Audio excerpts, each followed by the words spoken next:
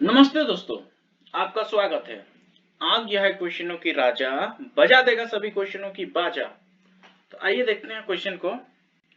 एक व्यक्ति ने 5 घंटे में 42 किलोमीटर की दूरी तय की। उसने यात्रा का कुल भाग पैदल 6 किलोमीटर प्रति घंटा की चाल से और कुछ भाग साइकिल से 10 किलोमीटर प्रति घंटा की चाल से तय किया। तो उसने पैदल कितनी दूरी तय की? ध्यान दीजिएगा। यदि टोटल के टोटल हम लोग साइकिल से चलवा दे तो क्या होता है? साइकिल से चलेगा तो क्या होगा? ध्यान दीजिएगा। 5 घंटे में वो 10 किलोमीटर प्रति घंटे की चाल से चलेगा तो वो 50 किलोमीटर चलेगा, है ना। लेकिन वो टोटल कितना चला है? 42 किलोमीटर। टोटल तो वो 42 किलोमीटर चला है कि नहीं चला है? तो कम कितना चला है? 8 किलोमीटर। 8 किलोमीटर। अब यहाँ ध्यान दीजिए, एक घंटा में ये 10 किलोमीटर चल रहा है साइकिल से, और ये एक घंटा में 6 किलोमीटर चल रहा है पैदल। तो कितना कम चल रहा है? पैदल आखिर कितना कम चल रहा है? तो 4 किलोमीटर, है ना। लेकिन क्वेश्चन बोला है कि तो 8 किलोमीटर चल रहा है, तो एक यूनिट का वैल्यू कितना हो गया? 2। एक यूनिट का वैल्यू कितना हो गया? 2 हो गया। लेकिन वो दो दो वो टोटल उसको चलना है 2 किलोमीटर, नहीं, किससे? पैदल। यहाँ ध्यान दीजिए, पैदल चलना है ना। तो एक घंटा में 6 किलोमीटर चल रहा है, तो 2 घंटा उसको चलना है, तो कितना दूरी तय करेगा? 2 इंटू 6,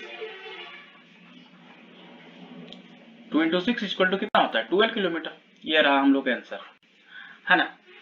आगे देख, ध्यान दीजिएगा, ये किलोमीटर है, किलोमीटर, 2 किलोमीटर। आगे आगे ध्यान दीजिएगा, अगला क्वेश्चन हम लोग देखते हैं।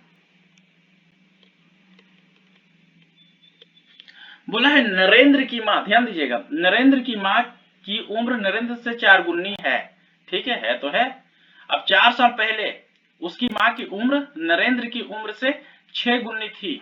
हाँ, कब? ध्यान दीजिए, कब? 4 साल पहले। पहले मतलब माइनस, प्रेजेंट के पहले माइनस, और फ्यूचर यानी कि बाद के लिए प्लस होता है, आपको तो पता ही होगा, है ना। तो थी, तो उनकी वर्तमान आयु क्या है? तो आइए ध्यान दीजिए, 4 साल पहले यदि सभी में 4 माइनस कीजिए, इसमें यदि हम 4 माइनस करेंगे तो कितना होगा? ये 3 होगा, है ना। और ये कितना हो जाएगा? 4 माइनस कीजिए, ये 24 होगा। ये के गुना हो रहा है दोस्तों? 8 गुना हो रहा है ना। लेकिन क्या बोला है, उसकी उम्र कितने होने चाहिए? यहाँ ध्यान दीजिए, 6 गुना होने चाहिए ना। क्या ये 6 गुना हो रहा है? नहीं, तो ये नहीं हो सकता है। आगे देखिए, इसमें हम लोग 6 माइनस करते हैं, सॉरी सॉरी 4 माइनस करते हैं, क्योंकि 4 साल पहले बोला है, तो 4 माइनस करेंगे तो ये 6 हो जाएगा, है ना। और इसमें 4 माइनस करेंगे तो 36 हो जाएगा। ये के गुना हो रहा है दोस्तों? ये 6 गुना, यानी कि ये हो सकता है। इसमें यदि हम 6 माइनस करेंगे तो 5 में 6 तो माइनस में चला जाएगा, तो ये तो ऐसे भी नहीं हो सकता है। और इसमें माइनस करेंगे तो कितना हो जाएगा?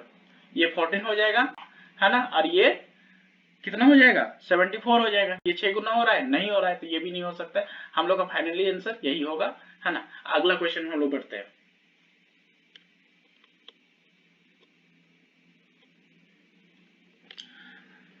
बोला है पानी से भरे एक गिलास में 2 छिद्र है। पहले छिद्र गिलास को अकेला 9 मिनट में खाली कर देता है, और दूसरा छिद्र गिलास को अकेला 3 मिनट में खाली करता है। यदि पानी के बहाव की दर स्थिर है, यानी कि कांस्टेंट है, ध्यान दीजिएगा। और जहां कांस्टेंट होता है वहां सीपीआर, कांस्टेंट प्रोडक्ट रेशियो हम लोग लगाते हैं, सीपीआर।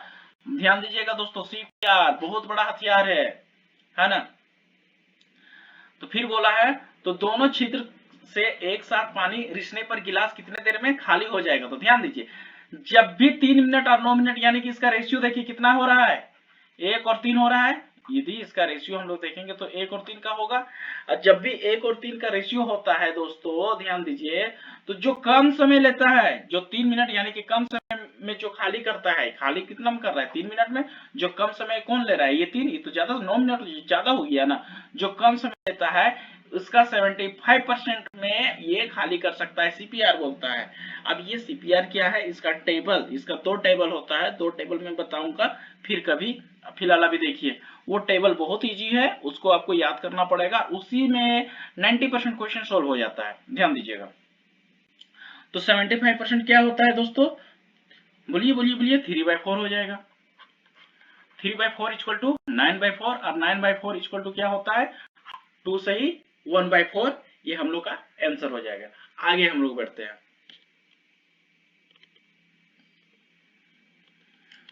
बोला है यदि ए की आय बी की आय से 60% कम है, देखिए 60% कम है, बी की आय ए से कितने प्रतिशत अधिक है, यहां भी सीपीआर, ये आप लोग का एचडब्ल्यू है, आप लोग बनाइएगा, कोशिश कीजिएगा, देखते हैं कितनों से बन रहा है, नहीं बनेगा तो बताएंगे। इसमें भी सीपीआर लगाना है, बहुत इजी सा क्वेश्चन है, आगे हम लोग बढ़ते हैं।